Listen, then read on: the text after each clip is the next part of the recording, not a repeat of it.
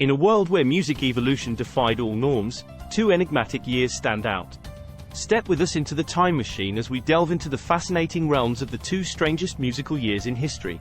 In the pages of musical history, there exists a peculiar juncture, nestled between the concluding notes of the 1980s and the opening chords of the 1990s. Neither firmly the past nor fully the future, this stretch of time is a nebulous expanse devoid of distinct hues, where its musical creations defy categorization.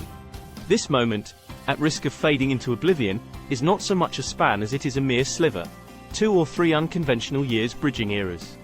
This slender chapter can be likened to a sparkling yet unsatisfying beverage, the diet slice, aptly named after a reduced-calorie rendition of the popular soft drink, Slice.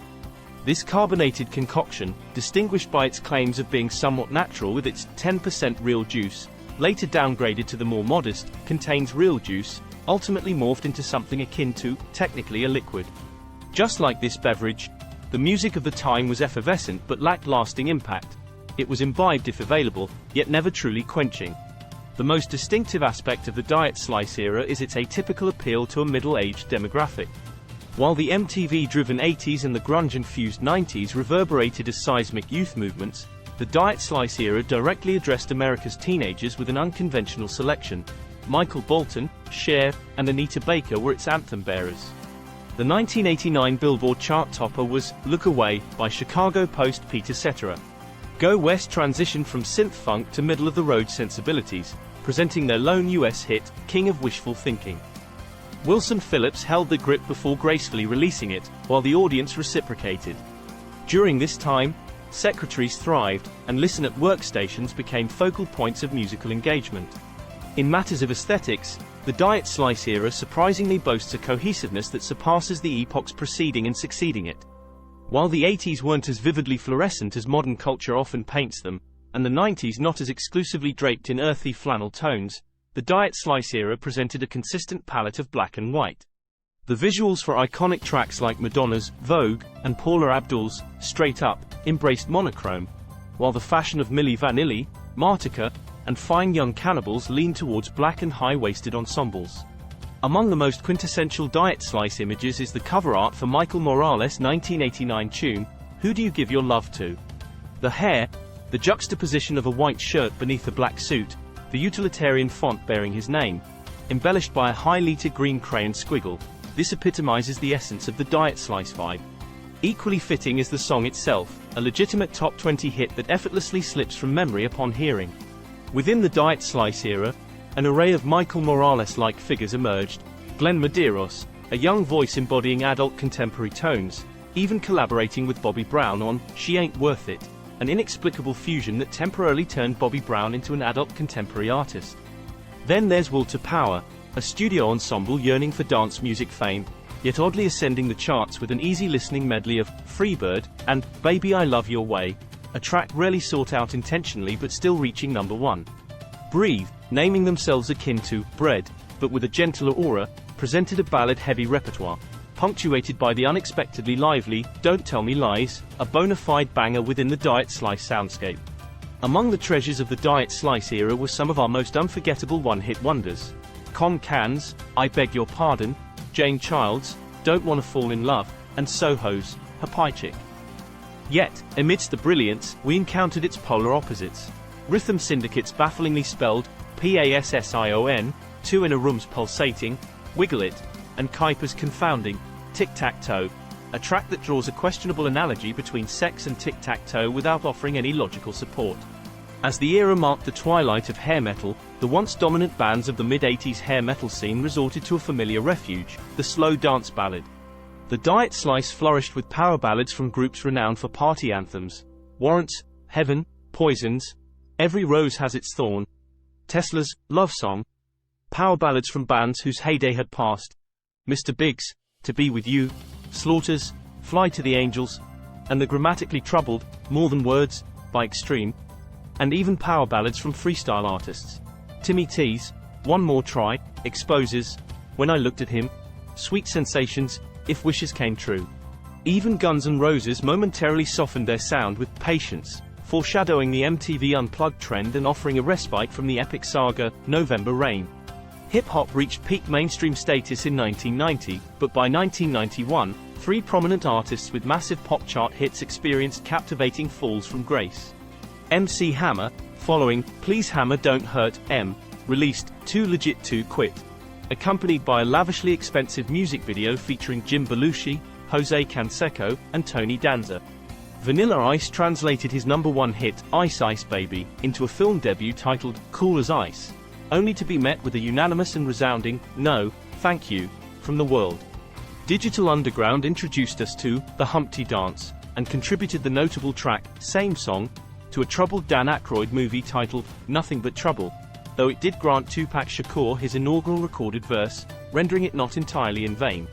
While a proper Beverly Hills 90,210 soundtrack wouldn't grace our ears until 1992, its hypothetical tracklist invites us to imagine Brandon, Kelly, and Dylan vibing to the likes of Vanessa Williams, Tara Kemp, and Color Me Bad, a notion that's oddly plausible. As we consider fictional high schoolers indulging in adult contemporary tunes, it's evident that a new wave was imminent. Several Diet Slice artists offer a glimpse into a potential alternate reality. Jellyfish, a Queen-inspired LA band, emerged with their power pop-infused debut album, Belly Button. Although they didn't rise to fame, they did gift us Jason Faulkner, a noteworthy contribution. Army Lorraine, a post-Debbie Gibson pop sensation, rocked the charts with the infectious Whole Wide World, but regrettably fell victim to a wardrobe malfunction during a Club MTV appearance. Enough's Enough steered hair metal towards a slightly psychedelic direction in the genre's waning moments. And let's not forget D-Light, best known for Groove Is in the Heart, who eventually faded into obscurity. Envisioning an alternate universe where they, not Nirvana, spearheaded the 90s sound and style is oddly soothing, a joyous timeline with MDMA instead of heroin. How close we were to it all. One shining superstar who emerged from the Diet Slice era and endured well beyond it was Mariah Carey. She initially adhered to its conventions, embracing adult contemporary vibes and black attire, with Vision of Love, before eventually venturing into hip-hop territory in the later 90s.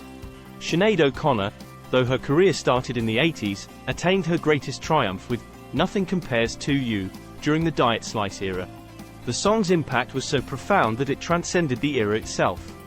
Penned by Prince, who had his own moment in 1989 with the Batman soundtrack, this movie marked a pivotal shift in summer blockbuster marketing, opting for a solitary bat symbol rather than explanatory text. This cunning approach catapulted Batman to success in 1989. Yet, while Warren Beatty tried to replicate this strategy for 1990s Dick Tracy, the outcome was less triumphant.